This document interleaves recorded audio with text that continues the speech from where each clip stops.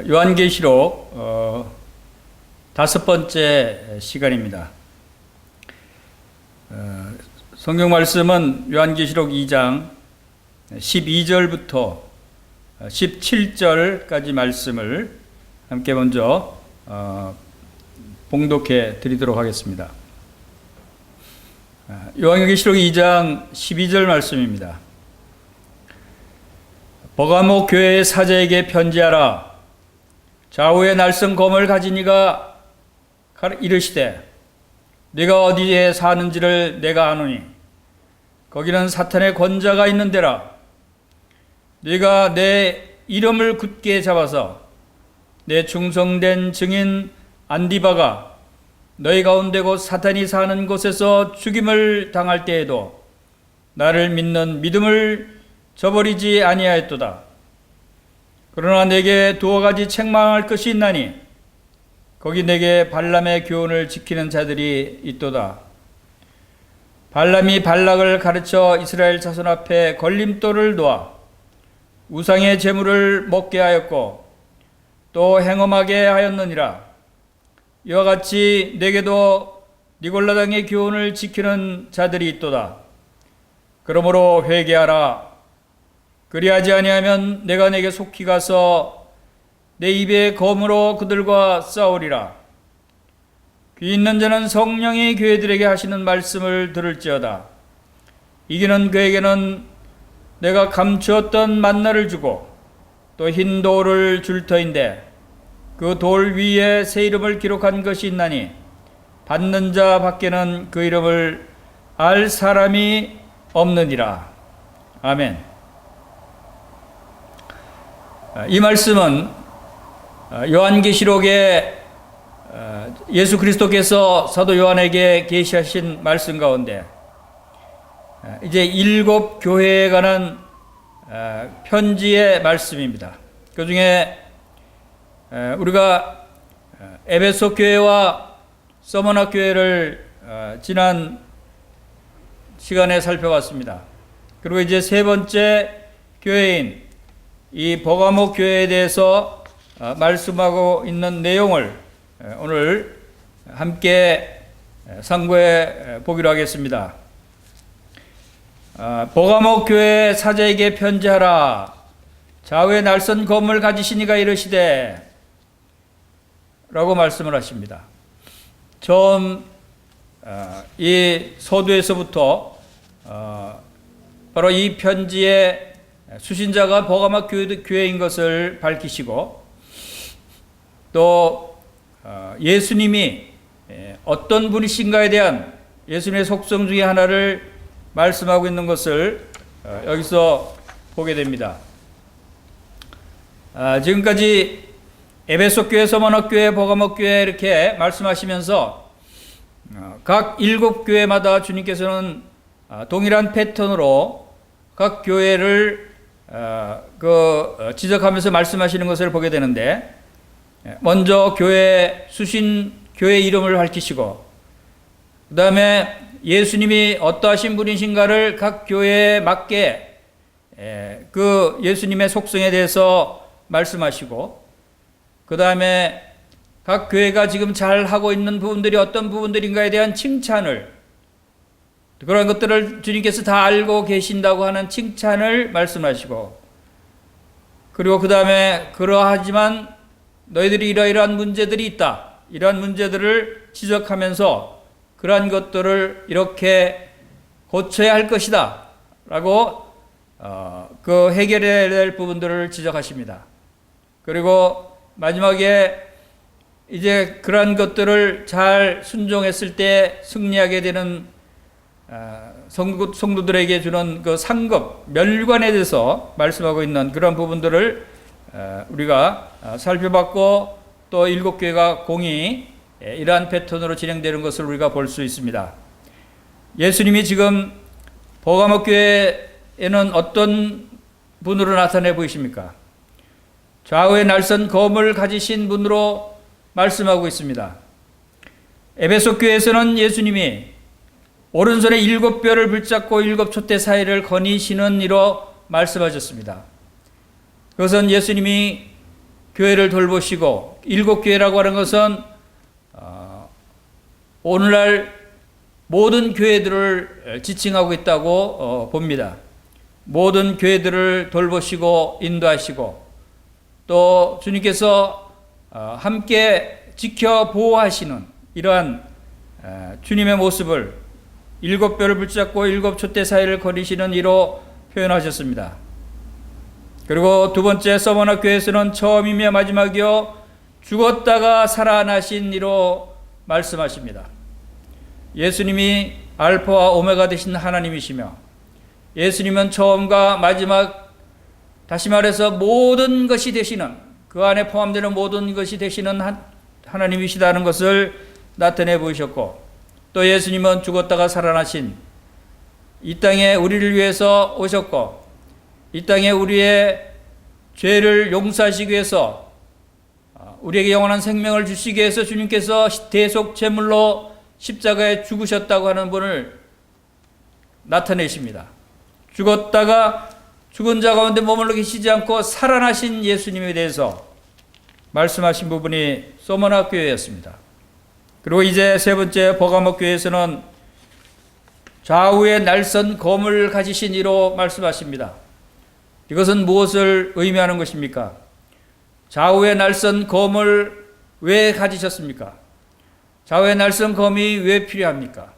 이 검은 싸울 때 필요한 것입니다. 싸울 때 군인들이, 당시에 로마 병정들이 가지고 있던 무기였습니다. 특별히 로마 군인들이 가지고 있던 무기는 그 칼이 양쪽에 날이 세워진, 좌우로 날이 세워진 그러한 굉장히 위력이 큰 그러한 칼이었습니다. 그러한 검을 예수님이 들고 계신다는 것입니다. 이것은 왜 들고 계십니까? 바로 이것은 바로 싸우기 위해서 이 칼을, 좌우에 날선 칼, 이것은 잘못된 부분을 도려내고 상대방을 찌르고 대적을 물리치고 하는데 필요한 무기인 것입니다. 이 좌우에 날선 검을 가지신 분으로 말씀하고 있습니다. 이것은 바로 우리의 영적인 전쟁을 주님께서 친히 진두지휘하시고 주님께서 친히 우리를 위해서 싸우신다고 하는 것을 바로 초반부터 말씀해 주고 있는 것입니다. 버가모 교회 사제에게 편지하라. 버가모 교회에게는 바로 이러한 영적 전쟁의 싸움을 싸우시는 주님의 모습을 우리가 알 수가 있습니다. 이 버가모 교회는 어떠한 교회였습니까? 이 버가모라고 하는 이 지역의 이름은 이중 결혼이라는 의미를 가지고 있습니다. 이상한 이름이죠. 두 번 이중적으로 중복해서 결혼했다. 그런 사람이 있습니까? 네. 여기서 우리는 영적인 의미에서 우리 성도들은 누구랑 결혼한 사람들입니까? 누구의 신부입니까? 우리 성도들은 예수 그리스도와 결혼한 사람들입니다. 예수 그리스도를 사랑하는 사람들입니다. 그래서 우리는 예수 그리스도의 신부라고 말씀하고 있습니다. 교회는 예수 그리스도의 신부입니다. 그런데 또 이중 결혼한 교회가 있다는 거예요. 그건 누구랑 또 결혼했습니까? 그것은 바로 이 세상과 결혼한 상태를 지칭하고 있습니다. 주님과 결혼하고 또 세상과도 결혼했다. 자, 이것은 정상적인 관계가 아니죠. 이것은 순결한 결혼 상태가 아닌 것입니다. 버가모 교회는 바로 이렇게 영적으로 간음하고 영적으로 타락한 교회라고 하는 것을 여기서 나타내 보이고 이름에서도 나타내 보고 주고 있다라고 생각이 되어지는 것입니다. 버가모는 그 위치적으로 서아시아 지역에 7교회가 다 아시아 지역에 이렇게 모여 있습니다. 에베소 교회 바로 약간 위쪽으로 서머나 교회가 있었고, 또 서머나 교회 위쪽으로 버가모 교회가 있고, 버가모 교회에서 또 다시 내륙적으로 조금 내려오면 두아디라 교회가 있습니다. 그 두아디라 교회 밑에 4대 교회가 있고, 사도교회 밑에 빌라델피아 교회가 있고 빌라델피아 교회 옆에 라오디게아 교회, 이렇게 7교회가 이 소아시아 지역에 이렇게 모여 있는 지형을 이루고 있습니다. 그 중에 버가모는 로마의 소아시아 지역의 수도라고 할 정도로 최대의 행정 중심 도시였습니다. 통치권을 행사하는 그러한 행정 수도라고 할 수 있습니다. 그리고 이 버가모는 종교적으로 많은 우상이 밀집되어 있는 도시였고 또 문화적으로 상당히 발달되어 있는 문화도시였습니다. 그리고 또 교육도시라고 할 수 있을 정도로 거기에 도서관이 있는데 도서관에 무려 20만 권의 서적이 있다고 합니다. 지금도 20만 권이라면 엄청 많은 그런 서적의 숫자인데 그때 당시에 두루마리로 쓰여진 그러한 책들이 20만 권이라고 하면 우리가 상상하기 어려울 정도로 엄청난 책인 것을 보게 됩니다. 그만큼 이 버가모 교회의 그러한 학식이라든가 교육이라든가 이런 문화적인 측면이 상당히 발달해 있던 도시였다라고 우리가 볼 수가 있습니다. 그리고 또 특이할 만한 특징은 이 버가모 지역은 뱀의 도시라고 할 수 있을 정도로 이 뱀에 관련된 신들이 많이 있었던 지역으로 알려지고 있습니다. 그것은 그 의술이 대단히 발달해서 그런 의술이 뱀에 의한 신통한 그 능력으로 그 의술이 발달되어 있다고 하는 그러한 측면에서 아스클레피우스라고 하는 그러한 의술의 신, 뱀의 신을 숭배하는 도시이기도 했습니다. 그래서 여기서 시작된 그런 의술의 신이 그 의술의 상징, 말하자면 의학 기관들이 병원이나 또 질병관리본부나 이런 모든 의학기관들의 상징적인 마크, 지팡이에 뱀이 이렇게 꼬고 있는 그 모양이 바로 여기서 시작이 됐습니다. 이 버가모 지역이 바로 그러한 의술의 신, 뱀의 상징으로부터 현대의학의 상징적인 그러한 마크로 사용하게 될 정도로 이 버가몬 뱀신이 유명했습니다. 그리고 이것은 이 버가몬은 이 본문 내용에도 나오는 대로 거기는 사단의 권자가 있는 곳이라 라고 주님께서 지적할 정도로 사단의 권자, 사단의 왕권, 즉 사단의 그 수도, 중심 통치의 중심 지역이라고 할 정도로 우상이 난무하고 우상이 많은 도시였어요. 그래서 거기에는 디오니소스 신전도 있었고 또 황제의 신전도 있었고 또 아데미 신전, 제우스 신전, 이러한 많은 웅장한 신전들이 그 버가모 지역에 있었다라고 하는 것을 볼 때에도 바로 이러한 그 우상 숭배의 중심적인 도시였다라고 하는 것을 우리가 볼 수가 있습니다. 자, 이런 지역에서 주님께서 어떻게 등장하십니까? 사탄의 권자가 있는 도시이기 때문에 영적 전쟁을 하지 않으면 안 되는 것을 우리가 눈치챌 수 있지 않습니까? 그래서 주님은 좌우에 날선 검을 가지고 등장하십니다. 검을 가지고 영적인 싸움을 싸워야 할 그러한 지역인 것을 우리에게 말씀하고 있는 것입니다. 그래서 좌우에 날선 검을 가지셨다라고 하는 이 말씀은 바로 그 1장에서 주님의 모습을 사도 요한에게 보여주실 때 그 입에서 좌우에 날선 검이 나오더라라고 하는 말씀이 있습니다. 이 좌우에 날선 검은 바로 예수 그리스도의 입에서 나온다고 말씀하고 있습니다. 입에서 나오는 검이라고 하는 것은 우리가 그 다른 성령에서도 알 수 있듯이 성령의 검 곧 하나님의 말씀으로 전신갑주, 하나님의 전신갑주로 무장하는 내용이 에베소서 6장에 나옵니다. 그리고 입에서 나오는 그것은 말씀인데 그 말씀이 좌우에 날선 검이라고 말씀하고 있는 것입니다. 그래서 이 좌우에 날선 검은 곧 하나님의 능력의 말씀인 것을 우리가 알 수가 있습니다. 히브리서 4장 12절에도 하나님의 말씀은 살아있고 운동력이 있어 좌우에 날선 어떤 검보다도 예리하다라고 말씀하셨습니다.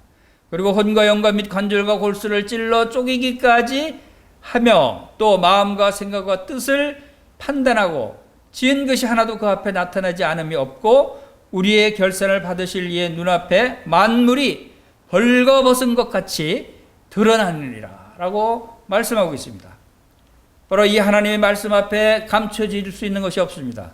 이 하나님의 말씀 앞에 모든 것이 다 벌거벗은 것 같이 드러날 수밖에 없어요.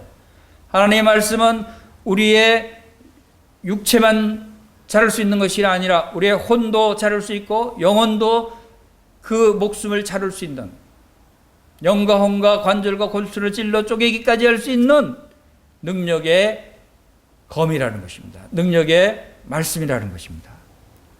그래서 이 좌우의 날선 검이 놀라운 능력의 하나님의 말씀이다라고 하는 것을 우리가 여기서 알 수 있습니다. 그리고 또 우리 요한계시록 19장에서 주님께서 이 세상에 지상 강림하실 때 오시는 그 모습 가운데 요한계시록 19장 15절에 보면은 14절에서 하늘에 있는 군대들이 희고 깨끗한 세마포옷을 입고 백마를 타고 그를 따르더라.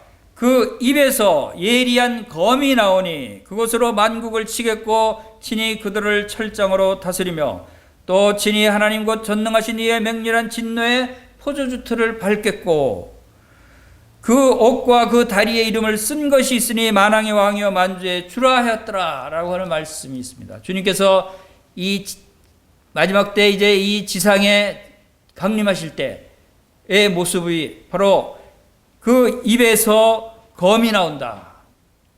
바로 주님께서는 말씀으로 이 세상을 심판하십니다. 말씀의 능력으로 모든 대적들을 물리치십니다. 말씀으로 사탄 마귀들을 다 불못에 던져 넣어버리십니다. 말씀의 능력이 놀라운 것입니다.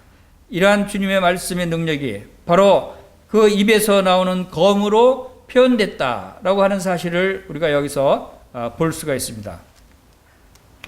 자, 이제 그 13절을 보겠습니다. 13절에 보면은 내가 어디에 사는지를 내가 아노니 거기는 사탄의 권자가 있는 데라. 네가 내 이름을 굳게 잡아서 내 충성된 증인 안디바가 너희 가운데 곧 사탄이 사는 곳에서 죽임을 당할 때에도 나를 믿는 믿음을 저버리지 아니하였도다. 자, 이것이 이 버가모 지역이 얼마나 극악한 핍박 가운데 처해 있었던가를 우리가 알 수가 있습니다. 주님은 네가 어디에 사는지 내가 안다라고 말씀하십니다. 주님은 그 불꽃 같은 눈으로 모든 것을 다 하시고 모든 것을 보실 수 있는 분이십니다. 버가모 교회가 얼마나 성도들이 핍박을 받고 얼마나 힘들고 고난 가운데 있는가를 주님이 다 아셨어요. 그 가운데서 믿음을 지킨다고 하는 것이 얼마나 힘든 것인가도 알았어요. 한 예로 여기 충성된 증인 안디바라고 하는 인물이 나옵니다. 이 안디바라고 하는 인물은 바로 이 버가모 교회의 그 주님을 섬기는 성도였습니다. 이 버가모 교회의 그 인도자였습니다. 이 버가모 교회를 인도하는 이 안디바가 당시에 그 버가모 도시에서는 어느 정도 그 핍박을 심하게 했냐면 황제 숭배를 하지 않는 사람은 모든 것을 다 빼앗고 목숨을 빼앗아가는 그러한 정도였습니다. 다시 말해서 황제의 형상 앞에서 동상 앞에서 가이사는 나의 주님이십니다 라고는 고백을 해야만이 정상적인 사회 활동을 할 수 있었습니다. 그렇게 하고 그 증표를 받아야만 매매를 할 수 있고 또 일을 할 수 있고 사업을 할 수 있고 하는 일반적인 경제활동뿐만 아니라 정상적인 사회활동을 할 수 있었던 그러한 지역이었습니다. 그렇기 때문에 만약에 가이사는 나의 주님이시다라고 고백하지 않고 예수님이 나의 주님이십니다라고 고백하면 모든 것을 다 빼앗고 그 목숨까지도 빼앗는 시대였습니다. 그래서 이 안디바는 끝까지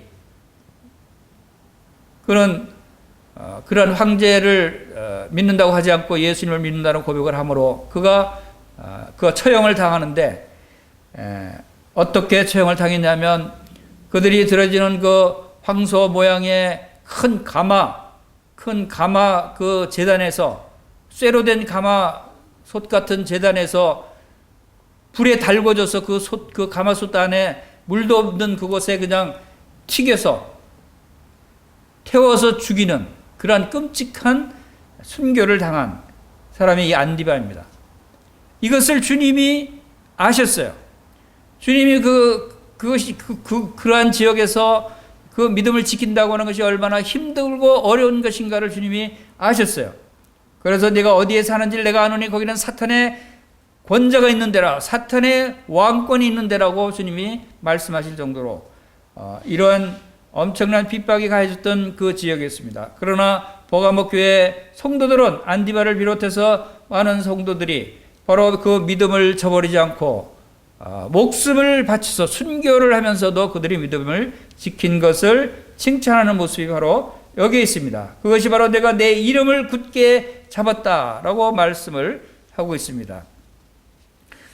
이런 것을 통해서 바로 그 버가모 지역 성도들이 얼마나 주님 앞에 온 마음을 다하고 목숨을 다하고 뜻을 다해서 주님을 사랑하는가 하는 것을 우리가 알 수가 있습니다. 주님께서 이 날선 검을 가지고 나타나신 것은 주님께서 친히 그들과 함께 싸워주신다고 하는 그런 의미를 갖고 있다라고 하는 것도 우리가 알 수가 있습니다. 그 다음에 이제 14절 보겠습니다. 14절에 보면은 그러나 내게 두어 가지 책망할 것이 있나니 거기 내게 발람의 교훈을 지키는 자들이 있도다. 발람이 발락을 가르쳐 이스라엘 앞에 올무를 놓아 우상의 제물을 먹게 하였고 또 행음하게 하였느니라. 버가모 성도들이 이런 핍박 가운데서 그들의 주님을 향한 믿음을 버리지 않고 그들의 목숨을 바쳐서 순교하는 성도들이 있었는가 하면, 또 일부 성도들은 잘못된 그러한 믿음을 갖고 있었던 그러한 사람들이 있었다라고 하는 것을 우리가 이 말씀을 통해서 보게 됩니다. 내게 두어 가지 책망할 것이 있다. 버가모 성도들 가운데서도 이러한 책망받을 일들을 보게 됩니다. 그것은 여기서 두 가지를 우리가 알 수 있는데, 첫 번째, 발람의 교훈을 지키는 자들이 있도다라고 하는 말씀을 보게 됩니다. 발람의 교훈을 지키는 자들이다라고 하는 것입니다. 그러면 이 발람의 교훈이 어떠한 것이라고 하는 것을 우리가 알 필요가 있습니다. 이 발람의 교훈은 민수기 22장에서 25장에 나오는 이스라엘 백성들이 광야길을 행할 때 그 모압 왕이 이스라엘 그 무리들을 보고 두려워해서 그 발람 선지자에게 이스라엘을 저주하게 해달라고 요청합니다. 발람이 하나님의 말씀을 듣기도 하는 그러한 선지자였습니다. 그래서 그 발람을 많은 제물로 큰 뇌물, 그러니까 지금 말하면 내가 엄청난 뇌물을, 집도 주고 땅도 주고 많은 권세도 줄 테니까 네가 제발 이스라엘 백성들을 저주만 해라 라고 요청해서 발람이 처음에는 그것을 거절했지만, 그리고 처음에는 하나님 말씀하시는 대로 전했지만 나중에 결국 그 재물에 눈이 어두워서 재물을 탐내서 하나님의 백성들을 저주하게 되는, 그래서 하나님의 백성들이 큰 타락과 곤격에 처하게 되는 그러한 일이 있었습니다. 즉 하나님의 사람들이 하나님의 말씀을 전하고 하나님의 일을 할 때 그 동기와 그 뜻이 하나님을 사랑하고 하나님의 백성들을 사랑하는 그 동기가 아니라 바로 자기의 욕심, 자기의 사욕, 또 돈을 사랑하는 그러한 동기로 그러한 일을 하는 것이 바로 그들의 잘못된 부분들이었습니다. 그래서 발람의 교훈을 따르는 그러한 사람들에 대해서 이렇게 지적하고 있는 것입니다. 자, 발람의 교훈들이 구체적으로 어떤 것들이 있는가 하면, 자, 거짓된 것을 가르치는 것입니다. 버가모 교회 가운데도 이 거짓된 교사들이 들어왔어요. 그래서 그들 겉으로 보기에는 순수하게 말씀을 가르치고 또 잘 섬기는 것처럼 보인다고 할지라도 이면에는 그들이 탐욕으로 그러한 일들을 하고 있다라고 하는 것을 드러내는 것입니다. 우리가 디모데전서에서도 디모데전서 6장에서 디모데에게 주신 말씀 가운데도 그러한 말씀들을 우리가 볼 수가 있습니다.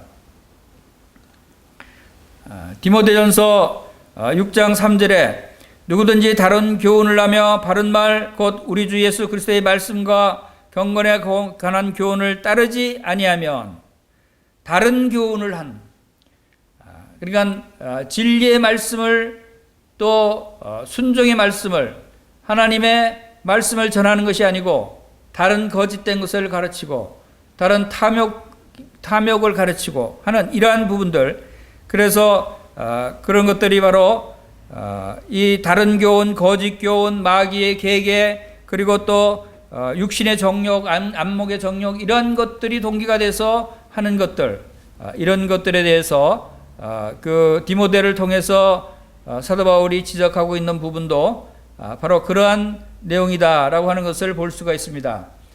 그래서 디모데전서 6장 6절에서는 그러나 자족하는 마음이 있으면 경건은 큰 이익이 되느니라. 우리가 세상에 아무것도 가지고 온 것이 없음에 또한 아무것도 가지고 가지 못하리니. 발람의 그러한 이스라엘 백성을 저주하게 한 동기는 바로 돈이었습니다. 탐욕이었습니다. 자기 욕심이었습니다. 하나님의 일을 하는 성도들이 바로 이러한 개인의 자기 욕심을 쫓아가면 바로 이러한 큰 죄를 짓게 된다 하는 것을 우리가 볼 수 있고, 바로 디모데에게 준 에베소 교회도 이러한 일들로 많은 문제가 일어났습니다. 부하려고 하는 자들은 시험과 올무와 여러 가지 어리석고 해로운 욕심에 떨어지나니 곧 사람으로 파멸과 멸망에 빠지게 하는 것이라. 이러한 물질의 탐욕을 갖게 되는 그러한 사람들은 바로 파멸과 멸망에 빠지게 된다라고 하는 것입니다. 이것이 오늘날에도 많은 사람들이 또 말세에 이러한 일들이 일어나게 된다고 하는 것을 우리가 말씀을 통해서도 볼 수가 있습니다. 말세는 이 발람의 교훈을 따르는 자들이 많이 일어난다고 하는 것입니다. 그래서 이 말세에 말씀하시는 이 요한계시록에 그것도 교회에 대한 마지막 말씀, 마지막 7교회에 대한 이 말씀 가운데 이런 말씀을 주신 것이라고 봅니다. 디모데후서 3장 1절에도 너는 이것을 알라. 말세에 고통하는 때가 이르러 사람들이 자기를 사랑하며 돈을 사랑하며 자랑하며 교만하며 비방하며 부모를 거역하며 감사하지 아니하며 거룩하지 아니하며. 바로 이러한 현상들이 말세에 더 많이 일어난다고 하는 것입니다. 이 발람의 교훈은 바로 이러한 것들입니다. 자기를 사랑하는 것입니다. 돈을 사랑하는 것입니다. 쾌락 사랑하기를 하나님보다 더 사랑하는 것입니다. 그랬을 때 발람처럼 바로 이스라엘 백성들이 저주에 빠지게 하는 그러한 일이 나타나는 것입니다. 발람이 그 모압 왕에게 이스라엘 백성들을 무너뜨릴 수 있는 비법을 알려줬습니다. 바로 미인계를 쓰라고 한 것입니다. 이스라엘 백성들에게 모압의 아름다운 여인들을 보내서 여인들과의 간음을 하게 하고 또 그 여인들에게 우상을 가지고 들어가게 해서 그들 이스라엘 백성들 믿는 유일신 여호와 하나님을 무너뜨리는 그러한 아주 사악한 그러한 계략을 알려줘서 바로 그것 때문에 이스라엘 백성들이 많은 백성들이 행음하게 되고 타락하게 되고 우상을 숭배하게 되는 이러한 일이 벌어졌습니다. 이것이 오늘날 교회 가운데 마지막 때 교회 가운데도 많이 일어날 수 있다고 하는 것입니다. 바로 우리는 정신을 차려야 됩니다. 이 이단들의 수법이 바로 그러한 것들입니다. 그래서 이러한 결과로 하나님께서 진노하셔서 이스라엘에 역병이 내리게 하셨습니다. 역병이 내리게 해서 무려 2만 4천 명이나 되는 사람들이 역병으로 죽게 만들었습니다. 그러한 징계를 내릴 수밖에 없었던 그 사건이 이 발람의 사건이었습니다. 이러한 이 발람의 교훈을 마지막 시대의 교회 가운데 특별히 이 버가모 교회에서 그런 발람의 교훈을 따르는 사람들이 있었다고 하는 것입니다. 이것은 우리도 오늘날 모든 교회들이 좀 조심해야 되는 사항들이고 바로 정신을 차리고 이러한 것들을 우리가 넘어가지 않도록 해야 된다고 생각이 됩니다. 그래서 성경에서는 이러한 돈을 사랑하고 탐심을 갖는 것도 우상 숭배라고 했습니다. 바로 발람이 그러한 탐심으로 인해서 우상 숭배를 나타나게 했듯이 이러한 것들이 오늘날 교회에 일어나지 않도록 주님께서 우리에게 경계하는 것이라고 봅니다. 그리고 이제 여기도 14절에서 말씀하신 대로 발람이 발락을 가르쳐 이스라엘 앞에 올무를 놓아 우상의 제물을 먹게 하고 행음하게 하였느니라. 바로 이러한 일로 인해서 이스라엘이 우상의 제물을 먹고 행음했다라고 하는 것을 보게 됩니다. 자, 우상의 제물을 먹게 했다는 것은 그들의 양식이 하나님으로부터 오는 양식이 아니고 이 세상 우상이 주는 양식을 먹게 했다고 하는 뜻입니다. 그것은 우리의 양식은 오직 하나님으로부터 오는 하나님의 말씀인 것입니다. 하늘로부터 내려오는 만나가 이스라엘 백성들의 양식이었듯이, 그리고 또 그들은 여인들과 행음함으로 그들의 타락한 모습을 나타냈던 것입니다. 이런 것들이 바로 그들에게 올무가 됐다라고 하는 것입니다. 오늘날 많은 사람들이 이러한 이 세상의 올무에 빠질 수 있다고 하는 것입니다. 이것은 우리가 여러 가지 사업 부상에서 올무에 걸릴 수 있고, 또 결혼으로 이방 여인과의 결혼으로 올무에 빠질 수가 있습니다. 또 우리가 가족 간에 또 이웃 간에 친족 간에 어떤 올무에 걸리게 되는 그러한 계약 관계에 들어갈 수도 있습니다. 이러한 것들을 그리스도인들은 조심해야 한다고 하는 것을 말씀하고 있는 것입니다.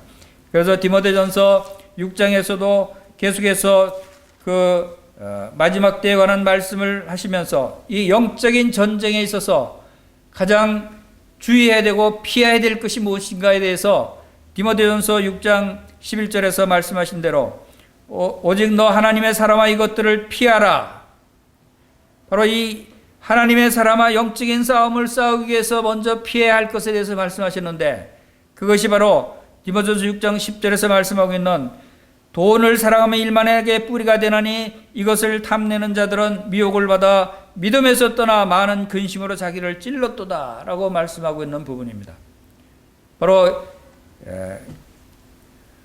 믿음의 선한 싸움을 싸우고 영생을 취하기 위해서 승리하는 싸움을 싸우기 위해서 먼저 금해야 될 것, 피해야 될 것을 말씀하시는데, 그것은 바로 돈을 사랑하는 것입니다. 돈을 사랑하는 것을 피해야 되는 것입니다. 그 돈을 사랑하는 것이 바로 일만하게 뿌리가 된다 그랬습니다. 발람이 바로 그 돈을 사랑했기 때문에 그러한 죄를 범했고, 오늘날도 많은 성도들이 이 세상 가운데 빠져서 말씀을 멀리하고 또 그들의 믿음을 버리고 하는 이러한 일들이 어디서부터 시작이 됩니까? 이 세상을 사랑하는 것입니다. 이 세상을 사랑하는 것이 바로 돈을 사랑하게 되는 것입니다. 돈이면 무엇이든지 다 해결된다고 생각하고, 돈이면 바로 모든 것을 다 가질 수 있고 행복까지도 가질 수 있다고 착각하기 때문에 그들이 바로 이러한 일에 빠지는 것입니다. 그래서 주님은 특별히 믿음의 선한 싸움을 싸우기 위해서는 이것을 먼저 피하라고 말씀하시고, 의와 경건과 믿음과 사랑과 인내와 온유를 따르라고 말씀을 하시는 것입니다. 그리고 또 17절에서 6장 17절에서 네가 이 세대에서 부한 자들을 명하여 마음을 높이지 말고 정함이 없는 재물에 소망을 두지 말고 오직 우리에게 모든 것을 후히 주사 누리게 하시는 하나님께 두라라고 하는 말씀을 주십니다. 바로 마음을 높이지 말고 정함이 없는 재물에 소망을 두지 말라고 말씀을 하시는 것입니다. 이것이 우리가 발람의 길을 쫓아가지 않는 길입니다. 바로 이러한 것이 오늘날 우리에게도 필요하다고 생각이 되어집니다. 그 다음에 말씀을 보겠습니다. 15절 말씀입니다. 이와 같이 내게도 니골라 당의 교훈을 지키는 자들이 있도다.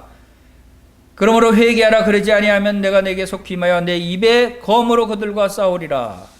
자, 여기서는 니골라 당의 교훈을 지키는 자들에 대해서 말씀하고 있습니다. 니골라 당의 교훈은 또 뭡니까? 바가마 교회가 두 가지 책망할 것이 있다고 하셨습니다. 그것은 발람의 교훈과 니골라 당의 교훈이었습니다. 이 니골라 당의 교훈은 여러 가지 그들의 들어온 그 교사들을 통해서 잘못된 것이 가르쳐지고 잘못된 것이 행해지고 하는 것들이 바로 반도덕주의, 그리고 종교적인 혼합주의, 타협주의가 들어오기 시작했습니다. 이 세상과 타협해라. 그래서 사실은 서머나교회 같은 교회들은 이러한 것들을 배격했기 때문에 그들은 오직 순교할지라도 그 믿음을 버리지 않았지만, 그러나 버가마교회 일부 성도들은 이 세상과 타협함으로 그들이 황제를 신으로 모시지 않으면 그 죽임을 당할 수밖에 없는 그런 상황에서 그들의 일부 타협을 가져갔던 것입니다. 그리고 특별히 그들 가운데는 이제 성직자 제도가 도입되면서 점점 처음에 의도된 그러한 그 성직자 제도가 순수한 의도를 벗어나서 성직자와 평신도 간의 계급적인 차이를 두게 하고, 성직자가 교권을 갖게 되고 성직자가 교회의 지배계층으로 다스리려고 하는 이러한 현상들이 일어나고 있습니다. 그것이 바로 중세시대를 거쳐서 오늘날에도 여전히 이러한 성직자와 평신도 간의 계급적인 차이, 이러한 것들을 하나님이 원하시는 것이 아니다 라고 하는 것입니다. 이것이 바로 니골라 당의 교훈들입니다. 하나님 교회는 주님께서 분명히 말씀하셨으나 교회는 그리스도의 몸이라고 말씀하시고 교회의 머리는 그리스도라고 말씀하셨습니다. 그리스도의 몸의 모든 성도들은 모든 그 몸의 지체들이라고 말씀하셨어요. 우리 몸의 지체들이 특별히 특권 계급을 가질 지체들이 있습니까? 뭐 손이 일을 많이 한다고 손이 가장 높은 지체입니까? 모든 지체들이 보이지 않는 아주 작은 지체일지라도 다 하나로 연합됐고 다 동일한, 계급적인 차이가 없는 동일한 지체들입니다. 그래서 우리의 모든 형제 자매들이라고 부르는 것입니다. 하나님의 집, 교회는 하나님의 집이고 하나님의 집에 거하는 모든 성도들은 바로 형제고 자매들입니다. 그래서 히브리서 3장 1절에도 함께 하늘의 부르심을 입은 거룩한 형제들아 라고 부르고 있는 것을 보게 됩니다. 우리 모두는 함께 하늘의 부르심을 입은 거룩한 형제들이요 자매들인 것입니다. 여기에 계급의 차이가 있을 수 없습니다. 누가 높은 사람이고 누가 낮은 사람이 있을 수가 없습니다. 다 한 몸이고 다 같은 사랑 안에 같은 마음을 품은 형제 자매들인 것입니다. 그러나 니골라 당의 교훈은 바로 그런 것을 차이를 두게 되고 특정 계급과의 그러한 계급적인 차이를 만들려고 하는 것이 니골라 당의 교훈이다라고 하는 것을 우리가 보고 있습니다. 그래서 16절에서 그러므로 회개하라. 그러지 아니하면 내가 네게 속히 임하여 내 입의 검으로 그들과 싸우리라.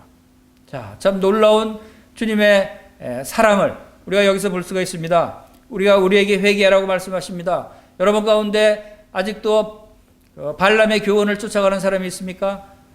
여러분 가운데 돈을 쫓아가고 세상을 쫓아가고 쾌락을 쫓아가고 돈을 사랑하고 자기를 사랑하고 쾌락을 사랑하기를 하나님보다 더 사랑하는 분이 있습니까? 그것은 발람의 교훈을 쫓아가는 것입니다. 그런 분이 있으면 회개하라고 말씀하시는 것입니다. 돌이키라고 말씀하십니다. 그런 것들을 다 버리라고 말씀하십니다.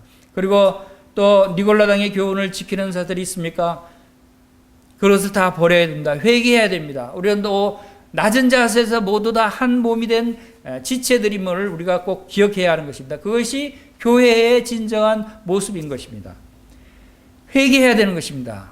그런데 여기서 놀라운 것은 그리하지 아니하면, 회개하지 아니하면 어떻게 하신다고요? 그리하지 아니면 내가 내게 속히 임해서, 내가 누군가? 예수님이 내가 너에게 가서 내 입에 검으로 싸우리라 그랬어요. 근데 누구랑 싸운다고요? 주님의 입의 검, 즉 하나님의 능력의 말씀으로 대신 싸우신다고 하셨는데 그 싸우는 대상이 누구라고 말씀하십니까? 그들과 싸우리라. 그들이 누굽니까? 그들은 바로 이 니골라당의 교훈을 가르치는 자들, 또 발람의 교훈을 가르치는 자들, 그들입니다. 성도들과 싸우는 것이 아닙니다. 성도들이 회개하고 거기서 빠져나오지 못하고 있으니까 하나님께서 말씀으로 그것들을 가르치는 그 대적들을 말씀으로 무너뜨리고 말씀으로 싸우시겠다고 말씀하십니다. 주님이 대신 싸워주십니다. 참 놀라운 주님이십니다. 주님은 우리가 능력이 없을 때 우리가 이 지역은 사탄의 권자가 있는 곳입니다. 우리가 도저히 헤어날 수 없고 도저히 이겨낼 수 없고 우리가 못할 것을 아시고 주님께서는 친히 주님의 그 능력의 말씀의 검으로 싸우셔서 그들을 물리치겠다고 하시는 이 놀라운 말씀을 우리가 여기서 보게 됩니다. 이것은 바로 주님께서는 우리와 함께 하시고 우리를 지키시고 보호하신다고 하는 것을 알 수가 있습니다. 주님은 사탄이 밀가부로 타려고 우리를 총고하고 있는 것을 아십니다. 사탄이 얼마나 우리를 넘어뜨리려고 하는지 알고 계십니다. 그리고 우리의 믿음이 떨어지지 않도록 우리를 위해서 살아서 항상 간구하시는 우리의 대제사장이 되신다고 히브리서 7장 25절에서 말씀하고 있는 것입니다. 지금도 주님은 하나님 보좌 우편에서 우리의 대제사장이신데 그곳에서 항상 살아서 우리를 위해서 간구하고 계시는 것입니다. 주님이 우리를 간구하시고 또 말씀으로 우리를 위해서 싸워주시고 말씀으로 대적을 물리쳐 주시고 하는 이 일을 주님께서 친히 하신다고 하는 것입니다. 이것은 참으로 놀라운 주님의 은혜고 놀라운 주님의 사랑입니다. 이것은 바로 주님께서 왜 그렇게 하시는가 하면 주님은 네가 내 이름을 굳게 잡아서 나를 믿는 믿음을 저버리지 아니하였다라고 하는 이 말씀을 주님께서 지키시는 것입니다. 우리는 어려울 때 아무리 힘들지라도 아무리 심한 핍박과 환난 가운데 있을지라도 우리가 도저히 견딜 수 없는 그런 핍박과 환난일지라도 우리는 주님의 이름을 믿으며 이름을 붙잡고 주님의 이름을 붙잡고 우리의 믿음을 버리지 않아야 된다라고 하는 사실을 우리가 여기서 배울 수가 있는 것입니다. 주님께서는 그 이름을 위해서 우리를 지켜주십니다. 그리고 이제 17절 말씀을 함께 보겠습니다. 귀 있는 자는 성령의 교회들에 가시는 말씀을 들을지어다. 자, 이것은 성령님께서 지금 우리에게 말씀하고 있는 말씀입니다. 여러분 귀가 있으십니까? 그러면 이 말씀을 들으시기 바랍니다. 귀 있는 자는 라고 말씀하십니다. 여러분 귀 있으시죠? 이것은 제 말씀이 아니라 바로 성령님께서 하시는 말씀이라는 것입니다. 이 말씀을 성령님이 하시는 말씀을 여러분들이 들으실 때 여러분에게 축복이 된다는 사실을 기억하시기 바랍니다. 이기는 그에게는 내가 감추었던 만나를 주고 이기는 그에게 여러분 이것은 영적인 싸움입니다. 그렇기 때문에 영적인 싸움에서 이겨야 하는 것입니다. 우리가 이긴다고 하는 것은 무엇을 의미합니까? 주님의 이름을 붙잡고 우리가 믿음을 붙잡고 버리지 않아야 한다는 것입니다. 우리는 할 수 있는 것이 뭡니까? 우리가 특별히 할 수 있는 능력이 있는 것이 아닙니다. 우리는 우리의 마음속에 우리 각 안고 있는 우리의 주님의 이름, 주님을 믿는 그 믿음을 꼭 붙들고 있으면 되는 것입니다. 그러면 주님께서 다 싸워주시는 겁니다. 그에게는 무엇을 주신다고 말씀하십니까?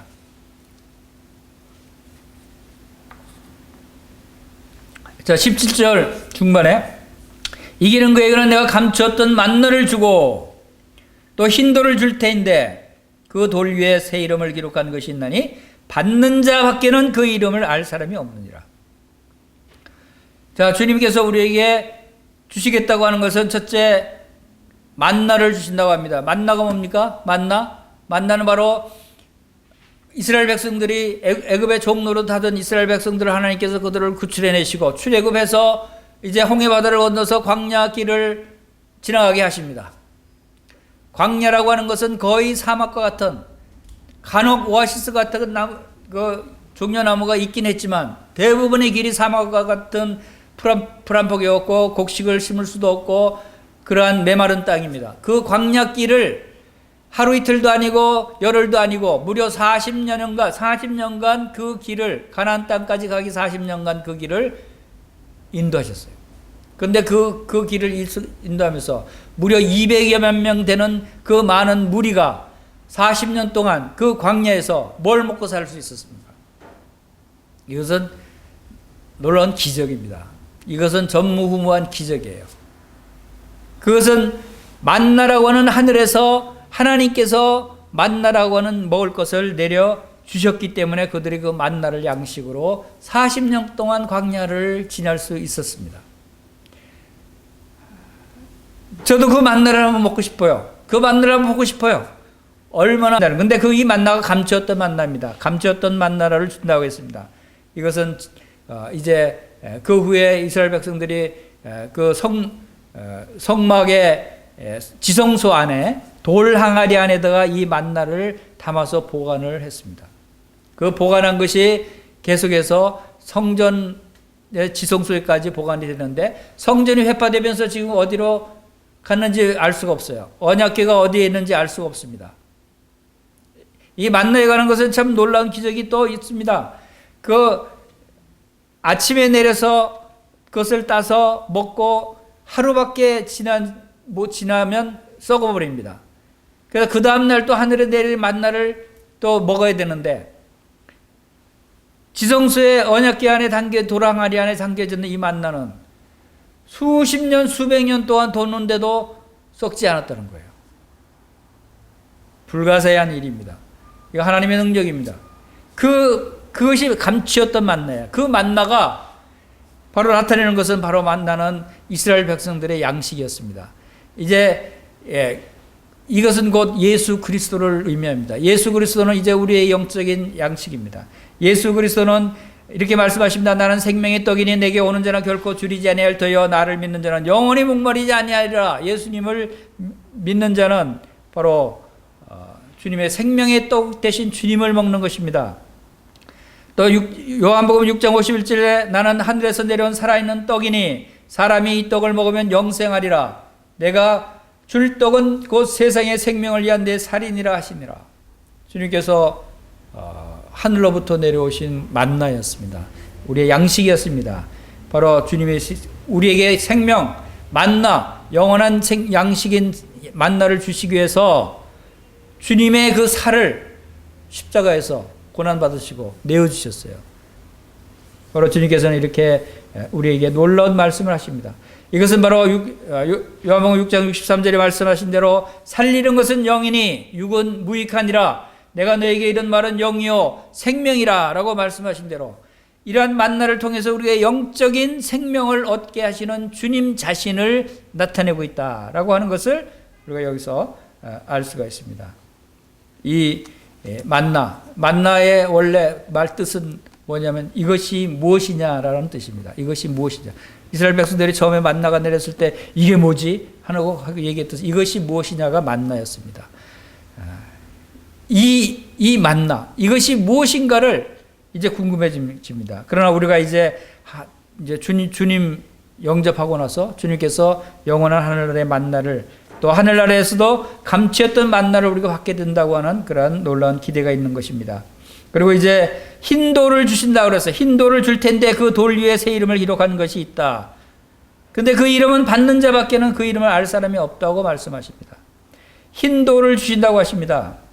이것은 무엇을 의미하느냐면 이 돌은 바로 견고한 것을 의미합니다. 돌은 예수 그리스도를 의미하기도 합니다. 그리고 흰 돌이라고 하신 흰 돌은 이때 유대인들에게는 이것이 어떤 데 사용됐냐면 흰 돌이라고 하는 것은 유죄다 무죄다 라고 판결을 해서 이제 판결한 그 표시로 무죄일 경우는 흰 돌을 이렇게 딱 줍니다. 흰 돌. 하얀 돌은 넌 무죄다 라고 판결을 하는 것입니다. 그리고 유죄인 경우는 검은 돌을 준다고 합니다. 그럴 때 사용하던 것입니다. 이와 마찬가지로 하늘에서 주님께서 우리에게 흰 돌을 주신다고 하는 것은 이제 우리는 죄가 없는 정죄함을 받지 않는 죄와 사망이 벗어서 해방된 자다 하는 표시로 흰 돌을 주신다는 것입니다. 얼마나 은혜롭고 놀라운 말씀입니까? 우리는 바로 이러한 확실한, 이것은 곧 다시 말해서 하늘의 생명책에 기록됐다고 하는 것을 나타내는 것입니다. 너는 이제 생명책에 기록된 구원받은 자야 하는 것을 우리에게 말씀하고 있는 것입니다. 바로 이 힌도를 받는 그러한 분들이 되시길 바랍니다. 그리고 또 이제 그 흰도리에 새 이름을 기록한 것이 있다라고 말씀을 하십니다. 새 이름을 기록한 것이 있는데 그냥 흰돌이 아니고 새 이름을 기록한 흰돌인데 그 이름은 받는 사람만 알 수 있다는 것입니다. 이것은 아무도 다른 사람은 모른다는 거예요. 그래서 이 말씀에 두 가지로 해석하는 경우가 있습니다. 이 새 이름이 누구의 이름이냐? 첫 번째는 그 이름은 아마 예수님의 새 이름일 것이다 라고 해석하는 사람도 있습니다. 그리고 또 한 부분은 그 이름은 예수님의 이름이 아니고 그 도를 받는 그 사람 개인의 이름이 기록될 것이다 라고 이야기를 하고 있는 것입니다. 그래서 이러한 것들을 통해서 무엇을 알 수 있냐면 예수님의 새 이름도 이제 새롭게 우리가 알 수 있게 될 거고, 또 만약에 이것이 받는 자의 새 이름이라면 이제 우리의 이름이 새로운 이름으로 바뀌어서 주어진다고 하는 것입니다. 여러분은 어떻게 생각하십니까? 여러분이 이러한 그 새 이름을 받게 되면 여러분의 새 이름은 어떤 이름이 될지 궁금하지 않습니까? 저는 궁금합니다. 저에게도 새로운 이름을 주신다고 하신다면 어떤 이름이 될까? 성경에도 많은 사람들이 주님께로 나와서 새 이름을 받은 사람들이 있습니다. 아브라함이 아브라함으로 새 이름을 받았고, 사레가 사라라고 새 이름을 받았고, 야곱이 이스라엘이라고 하는 이름으로 새 이름을 받았습니다. 사울은 바울이라고 하는 새 이름으로, 또 시므온이 베드로라고 하는 새 이름을 받았습니다. 그럼 이 윤명수는 뭐라고 받을 수 있을까요? 저는 그것이 궁금합니다. 주님 나라에 가서 저에게 주어지는 새 이름이 무엇일까? 기대가 됩니다. 주님께서 아마 훨씬 더 아름다운 좋은 이름으로 주시리라고 믿는 것입니다. 이런 것들을 생각할 때 참 주님께 감사가 되는 것입니다. 이렇게 해서 오늘 이제 버가모 교회에 주신 주님의 말씀을 살펴봤습니다. 주님의 말씀은 주님은 버가모 교회 좌우의 날선 검을 가지신 분으로 나타나셨고, 또 주님은 버가모 교회가 주님의 이름을 굳게 잡고 죽음 앞에서도 믿음을 저버리지 않은 것을 칭찬하셨습니다. 그리고 문제가 있는데 그런 가운데서도 문제가 뭐냐면 잘못된 교리, 즉 발람의 교훈과 니골라당의 교훈을 지키는 자들이 있다고 하는 그러한 책망을 받게 됩니다. 그리고 이제 고쳐야 할 부분이 바로 그러한 잘못된 교훈들을 용납하지 말고 회개하라 하는 그러한 말씀을 주셨습니다. 그리고 그러한 것들을 순종해서 승리했을 때, 이겼을 때 바로 감추었던 만나를 줄 것이고, 또 이제 새 이름이 기록된 흰 돌을 우리에게 주시겠다고 하는 이러한 놀라운 면류관의 약속을 주셨습니다. 우리 여러분들도 다 이러한 놀라운 믿음 가운데 승리하는 삶을 사셔서 이제 주님 나라에 가서 여러분의 새 이름을 받는 흰 돌을 받게 되시길 바랍니다. 감추었던 만나를 여러분들이 받게 되시기를 간절히 바라는 마음이 있습니다. 감사합니다.